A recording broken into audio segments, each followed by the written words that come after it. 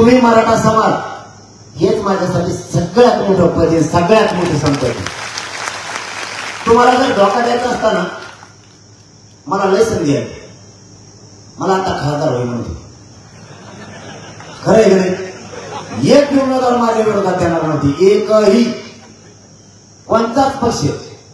काही पक्षाला उभं राहायचं होतं पण फॉर्म काढायचं याच्यासाठी होता की सहानुभूती. नरेंद्र पाटलांच्या विरोधात आमच्या पक्षाने फॉर्म नाही ठेवला, आता आम्हाला निवडून द्या याच्यासाठी बाकी सगळे फॉर्म काढणार होते. सगळ्या जाती धर्माच्या लोकांनी मला पाठिंबा दिला. किती मजा झाली ती नाही. असा तर काय नाही माझ्याकडे.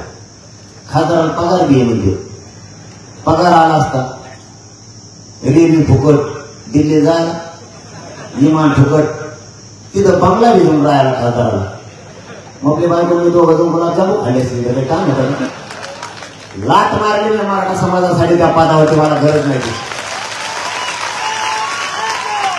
पुढेही मला या गोष्टीची गरज नाही, कारण मी स्वार्थी नाहीच. नसतं 8 महिने आंदोलन चालत नसते, मागच बंद पडला असतं. माझीच तुम्हाला विनंती, आपल्या लेकराच्या न्यायासाठी आपली इज्जत फुटून देऊ नका. मी तुम्हाला कोणाला निवडून आणा, कोणाला पाडा हे सांगायसाठी आवडत नाही. या राज्यात आपण कोणालाच पाठिंबा दिला नाही, ना महाविकास आघाडी ना महायुती, ना पुढं राज्यातल्या एकाही हा पक्ष. फक्त एक लक्षात ठेवा, तुमच्या एकीची भीती पुऱ्या देशात, इथं तिथं नाही, पुऱ्या देशात तुमच्या एकीची भीती. जर तुमची एकीची भीती नसती, मोदी साहेब महाराष्ट्रात इतके वेळ आलेच नसते. मोदी साहेबांच्या 2-4 गोष्टी सांगतो तुम्हाला. त्यांची फजिती फक्त भाजपच्या महाराष्ट्रातल्या 4-5 नेत्यांमुळे. त्यांच्यावर इतकी वाईट वेळ आली फक्त या 4-5 जणांमुळे. कारण यांच्यात मराठा द्वेष व्हायला. यांना मराठा म्हणलं की मराठ्यांविषयी कावे करते. त्यामुळे मोदी साहेबांवर इतकी वाईट वेळ आली. प्रत्येक मतदारसंघात मोदी साहेबांना 2-2 सभा घ्यायची वेळ आली. जिथं 88 उमेदवार आहेत त्या राज्यात, तिथं एका टप्प्यात निवडणुकी. पहिलं काम सांगतो तुम्हाला, तिथं एका टप्प्यात. महाराष्ट्रात 48 आहेत, 5 टप्प्यात. 5 टप्प्यात त्यांना मोदी साहेबाला आणायचं. ही एक. दुसरा, मोदी साहेब 10 वर्षात मीडियात कवाच नाही आले. मोदी साहेब महाराष्ट्रात आले, पहिले मीडियावर तुटून पडले. प्रत्येकाला 1 घंटा वेळ, ही माझी मुलाखत. दुसरं काम, मोदी साहेबांनी महाराष्ट्रातच मुक्काम टाकला. सकाळ गोधड्या आणला तर इथंच पडत. सकाळी उठले सुरू. याला म्हणतात मराठ्यांचा डर. ही वेळ फक्त भाजपाच्या 4-5 नेत्यांच्यावर आली. चौथी गोष्ट सांगतो, मोदी साहेब त्यांच्या उभ्या जीवनात, कारण त्यांचे काही रूल आहेत ते तोडीत नाही. त्यांच्या उभ्या जीवनात त्यांनी त्यांच्या पक्षाचं चिन्ह सोडून दुसऱ्या पक्षाच्या चिन्हाचा कव्हाच प्रचार केला नाही. त्यांच्यावरती कशाची वेळ आली प्रचार करायची, कांदा बटाटो टमाटो कायची बी. इतकी भयानक परिस्थिती ह्या 4-5 जणांवर त्यांच्यावरती आली. मोदी साहेबांना मराठा समाजाची विनंती, तुम्ही तुमच्या नेत्याला समजून सांगा, मराठ्यांचा द्वेष सोडून द्या म्हणा. मराठा आणि कुणबी एकच आहे. कायदा पारित करा, सगळ्या स्वारींची अंमलबजावणी करा, हे त्यांना सांगा. मराठा तुम्हाला डोक्यावर घेऊन नाचा. मराठा भाजपाच्या विरोधात कधीच नव्हता. जर मराठा भाजपाच्या विरोधात असता तर गेल्या वेळेस मराठी नेत्यांना 106 आमदार निवडून दिलेच नसते. तुम्हाला राजगादीवरती बसून तुम्ही जर मराठ्यांवरच अन्याय करणार असाल, तुम्हाला मराठा कसा निवडून देईल? तुम्हाला सत्तेवर बसून तुम्ही आमच्या आई बहिणीच्या डोक्या फोडणार असाल तर तुम्हाला मराठा निवडून देईलच कसा? यांच्या चुका त्यांना बघायला लागल्या. आता त्यांचा प्रश्न आहे, करायचंय काय? जर सगळ्या स्वारीची अंमलबजावणी नाही केली, मराठा आणि कुणबी एकाचे कायदा जर पारित नाही केला तर विधानसभेला मैदानातच मी आहे मराठ्यासाठी. यांना बहुतेक देशातल्या मोठ्या जाती संपवायच्या असा वास येतोय. जर बारीक अभ्यास करून बघितलं तर यांची भूमिका बघा, पाठीमागचे यांचे शब्द आठवा. आम्हाला ओबीसींच्या मताची गरज आहे, मराठ्यांच्या मताची नाही, ही यांची भाषा आहे. मराठे त्यावेळेस एक नव्हते, आता मराठे एक झाले. त्यांना वाटत होतं मराठा विखुरलेला, यांच्या मताची गरज नाही. आता असं झालंय, मराठे एक झाल्यापासून त्यांचे शब्द रचनाच बदलली. ते म्हणतात महाराष्ट्रात मराठ्यांशिवाय पानच हलू शकत नाही. ही परिस्थिती आता त्यांच्यावरती आली. याचा एकूण रूल असा दिसतोय, यांना मोठ्या जाती संपवायच्या. राजकीय प्रवासात मराठ्यांच्या या हाल चालले. गुजरातमध्ये पटेल बघा, यादव, जाट, गुर्जर, राजपूत. हरियाणातला मराठा बघा, कर्नाटक मधील 42 लाख मराठा आहे, गोव्यात सगळा मराठा आहे, तेलंगणामध्ये मराठा आहे, राजस्थान, मध्य प्रदेश, हरियाणा, दिल्ली, बिहार या मोठ्या जातीची परिस्थिती तुम्ही बघा. याला छोट्या छोट्या एकत्र करून मोठ्या जाती संपवायच्या. आणि हे ज्यावेळेस मी 2-4 महिन्यापासून म्हणायला लागलो, तेव्हापासून देशातल्या सगळ्या मोठ्या जाती हे व्हायला लागल्या. सगळ्या राज्यांना वाटते आता आपण एकत्र येऊ, आपण शहाणे झालो, आपण हुशार झालो, म्हणून महाराष्ट्रातल्या छोट्या छोट्या जाती सुद्धा हुशार झाल्या. मराठा एवढा मोठा समुदाय असताना आंदोलन करताना जर मराठींचे हे आले, तर आपण जर छोटे छोटे लोक जर आंदोलन करायला लागलो आणि निष्ठेनं जर केलं, यांना जर नाही फुटलो, तर मराठ्यांपेक्षा आपली वाईट दशा होऊ शकते. ही छोट्या छोट्या जातीच्या लक्षात आलं. आरक्षण मागणारा कोण? मराठा.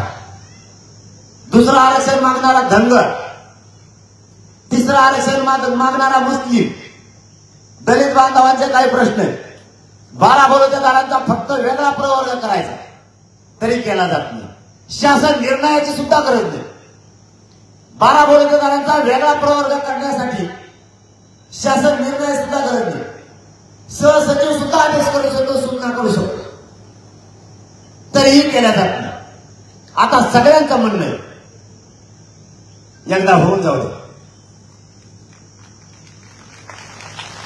मुस्लिमच आतापासूनच तुटून पडली. मी ज्या गावात जाईन तिथं मला म्हणते वन देऊ. म्हटलं वन देतो, वन देऊन काय करतो मग आता एकदा वन देऊ. मग हिंदी जुळत नाही, आणखी थांबा तो. काल तर माझ्याकडे अमेरिकेचे चालते हिंदी बोलणारे पत्रकार, मला काही सुचना होतं काय म्हणतो. आणि मी काय म्हणलं त्यांना तर लगेच कळत नाही, ती ओरच बघायची भिताडाकडे. मग तिचं जुळत नाही. पण यांना ठेप्याला आणतो मी, जुळू नाही तर नाही जुळू. कसं काय ठेप्याला आणली हे मला येणं समजत होते. आपले बिबर का काही. बरं मी येडा तर येडा, मराठ्यांना आरक्षण दिलं नाही, मग तुम्ही शहाणे असून काय उपयोगाचे म्हणा. तुम्हाला थोड्याच दिवसात तुम्ही जर मला राजकीय वाटावर नाही यायचं, मी प्रामाणिकपणानं वाया म्हणजे सांगतो, तो मार्ग माझा नाही. तुम्ही जर सगळ्या स्वारीचा अंबाबाजी नाही दिली ना, तुम्हाला जर नाही उसं तोडायला पाठवलं सगळ्याला, तर तिथून पुढे नेते एकाला सत्य ठेवत नाही. कारण मुस्लिम, मराठा, दलित आणि 12 बलुतेदार एकत्र आणले, यांचा कार्यक्रमच झाला. 92 ते 93 मतदारसंघ राज्यात असेल, त्याच्यावर फक्त मराठ्यांचं वर्चस्व आहे. सगळ्या जाती एकूण झाल्या तरी 67 ते 57 मतदारसंघ असेल, तिथं मराठ्यांचा निर्णायक मतदान. आणि सगळ्यात मोठ्या ह्या 4 जाती आहेत. ह्या जर एकत्र आल्या, बाकी त्यांचा विशेष सांगतो. तुम्ही आरक्षणाची काळजी नका करू, तुम्ही फक्त एकजूट फुटून देऊ नका, ताकदीने एकत्र राहा. राजकारण याच्यात येऊन फूट पडून देऊ नका. आपल्या लेकरांचं कल्याण होईल. हे राजकारणी लोक त्यांचं साधण्यासाठी आपल्यात फूट पाडतील, फूट पडून देऊ नका. आरक्षणाचं मी बघतो, काळजी करू नका. मी देवाकडे सध्या काहीच मागत नाही, देवाकडे फक्त एकच मागतोय, आरक्षण देऊ मिळेपर्यंत माझ्या शरीराने मला साथ देऊ. यांच्या मुंडक्यावर पाय देऊन आरक्षण देऊ. यांना सोडत नाही, यांना किती एकत्र येऊ द्या. मी यांना नाही मुजी, फक्त माझं शरीर मला साथ देत नाही. तुमच्या पायाला हात लावून सांगतो, आपली शक्ती आपल्या विरोधात व्हायला घालू नका. लय उपोषण केल्यामुळे माझं शरीर मला साथ देत नाही. आता शेवटी शरीर काय होईल सांगता येत नाही. मला डॉक्टरांनी आराम करायला सांगितलं 6 महिने. तू फिरू नको म्हणून सांगितलंय. मला माहिती आता जर मी शांत राहिलो तर माझ्या करोडो मराठ्यांच्या लेकराचं वाटलं झाल्याशिवाय राहणार. माझ्या मराठ्यांच्या लेकरांच्या तोंडाला घास आला. मी जर थोडंही मागे सरकलो तर 1 करोड लेकरांचं डोक्यावर पात घेऊन मला फिरावं लागलं. डॉक्टरांनी मला 100% आराम सांगितला, तो हालायचंच नाही. पण मी माझ्या जीवाची नाही काळजी करत. मला माहिती आहे 1 मेला तरी चालत, पण करोडो मराठ्यांचे लेकर सुखी झाले पाहिजे. मी माझी जीवाची बाजी लावलेली. तुमच्या लेकराच्या डोक्यावर आरक्षण देऊन गुलाल टाकल्याशिवाय मी नाही हटत. आणि मी फुटतही नाही कोणाला. त्यांच्यात तेवढी ताकद नाहीये माझी निष्ठा ऐकत घ्यायची, माझी इमानदारी ऐकत घ्यायची. फक्त तुम्ही एकजूट फुटू देऊ नका. तुमच्या खांद्यावरती आज एक दुसरी जबाबदारी देतोय मी, ती तुम्हाला घ्यावा लागणार आहे. त्या उपोषणामुळे माझं शरीर मला साथ देत नाही. मी तुमच्यात असन नसन मला नाही माहित. मी असो किंवा नसो, माझी जात लई दिवसाने एकत्र झाली. हिला फुटू देऊ नका, ही तुमच्या खांद्यावरची जबाबदारी. खूप दशकानंतर माझी जात एक झाली. माझ्या जातीच्या लेकराचे काम व्हायला लागले. या दडपणामुळे समाजाचा वरचा अन्याय आणि छळ कमी व्हायला लागला. आरक्षण हा विषय एकटा नाहीये. आपल्या लेकरासमोर अनेक संकट आहेत. पुढं एकजुटीमुळे आपल्याला ते तोडतील, ते तोडता येतील. माझी जात आता फक्त फुटू देऊ नका. या राजकीय लोकांचं ऐकून आपल्या गोरगरीब करोडो मराठ्यांचं वाटोळं होऊ देऊ नका. मी जिवंत आहे तोपर्यंत तुमच्या पाठीचे खंबीर, तुमच्या लेकरावर एक इंचभरही अन्याय होऊ देणार नाही. फक्त तुम्ही एकजूट फुटू देऊ नका. एक विचारानं सगळ्याला. आपले लोक व्यसनापासून लांब जा. तुमच्या लेकराला तुम्ही आयुष्याचं आरक्षण द्या. ओबीसीतून मिळालेलं हे आरक्षण तुमच्या लेकरासाठी चंद्र सूर्य असेपर्यंत राहणार आहे आणि तुमच्या लेकराचे कल्याण होणार. याबरोबर फक्त तुम्ही व्यसनापासून लांब जा. जर आपल्या लोकांनी 2 कामं केली, आयुष्याचं आपल्या लेकराला आरक्षण दिलं आणि आपली जात जर व्यसनापासून लांब गेली, तर जगाच्या पाठीवर प्रगत जात म्हणून फक्त मराठ्यांची असणार आहे. तुम्ही फक्त व्यसनापासून लांब जा. मी बाकीचं द्यायला कमी नाही पडत. मी लागत त्या शक्तीने खेळायला तयार. सध्या सत्ताधारी मला शत्रू मानायला लागले, तरीही मी खेळायला तयार. त्यांनी आता नवीन डाव आणलाय. एसआयटीच्या माध्यमातून खोटा आवाज देऊन मला अटक करायची. मी त्या अटकेला भेट नाही. तुम्हाला शब्द आहे माझा, मी जेलमध्ये सडक पण तुमच्याशी गद्दारी नाही करणार. त्यांनी आता नवीन डाव आणलाय. मला पक्की खबर लागली आणि ज्यावेळेस खबर लागते त्याच वेळेस मी बोलतो, मोगम बोलत नाही. कारण 6 करोड मराठ्यांच्या लेकराची खांद्याची जबाबदारी माझ्या खांद्यावर आहे. त्यामुळे मी खोटं नाही बोलत. त्यांना मी फुटत नाही, त्यांना मी विकला जात नाही. म्हणून त्यांनी नवीन डाव टाकण्याचं ठरवलंय आणि ही त्यांनी केलेली कुजबूज ही माझ्यापर्यंत पक्की पोहोचतो. मी आणखीनही त्याची माहिती घेतोय. पण ज्या ज्या वेळेस मीडियाच्या बांधव साक्षात मी ज्या ज्या वेळेस बोलत त्यावेळेस सगळं खरं झालेलं आहे. त्यांनी आता नवीन डाव असा आणलाय, त्याची पूर्ण माहिती घेतोयच मी. मला 50% माहिती मिळाली. त्यांना आता माझ्या घरावरती हल्ला करायचा शेवटचा डाव आहे त्यांचा. शेवटी या राज्यात असा एकही मायबाप नाहीये की त्याचा लेकरात जीव नाही. प्रत्येकाचा आपल्या लेकरात जीव असतो. आणि ज्यावेळेस कुटुंबावरती भेटती त्यावेळेस किती पाषाण काळजाचा माणूस असो त्या मागे सरकतो. मला हे 15 दिवसापूर्वी माहीत झालं. कारण मी तर माझं पूर्ण आयुष्य डावावर लावलेलं आहे. मी उभं आयुष्य माझ्या समाजासाठी अर्पण केलेलं आहे. पण आता शेवटचा डाव ठरवलाय त्यांनी, याच्या घरावरती हल्ला करा. माझ्या घरावरती प्राणघातक हल्ला घडून आणायचा. मला एक कळाल्याच्या नंतर मी संभाजीनगरच्या हॉस्पिटलला होतो.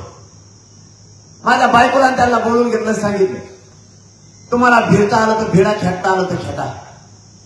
तुम्ही सगळे जरी मेलात तरी मी 1 इंचही जातीसाठी मागे नाही सरकू शकत. शेवटी मला कठोर काहीच करावं लागले. कुठंतरी मला हा कठोर निर्णय समाजासाठी घ्यावा लागला. शेवटी असा माणूस नाही की लेकरांवरती बेतल्याच्या नंतर मागे सरकत नाही. बापालाही सांगितलं, तुम्हाला 4 मुलं आहेत. कधी काही माझंही काय झालं, 3 मुलं होते समजा तुम्हाला. 3 मुलावर आनंद व्यक्त करा, डोळ्याला पाणी सुद्धा आणू नका. मला पर्याय नाहीये, कारण माझ्या समाजावरती 70 वर्ष अन्याय झाला. मी तो नाही सहन करू शकत. मी खाऊन जगायला नाही आलो. मी या मराठ्यांवरती अन्याय मोडून काढायला आलो. मराठ्यांच्या लेकराला शाळेला कॉलेजला जाताना त्रास होतोय. जाणीव ठेवा सगळ्या पक्षाच्या मराठ्यांनी. लेकरू शाळेकडे जाताना चोपून जात आहे. मुली गल्ली बोळातून चालताना कशा चालतात त्यांच्याकडे जरा बघा. लेकरं शिकताना त्यांना आई बापाला लेकराजवळ राहायची वेळ आहे. कल्याण होणार. जाता जाता तुम्हाला पुन्हा माझा शब्द येतो, फुटून देऊ नका. तुमच्या लेकराला ओबीसीतून आरक्षण दिल्याशिवाय एक हिंदही मागे सरकार नाही. शब्द देतो आणि थांबतो. धन्यवाद. जय शिव.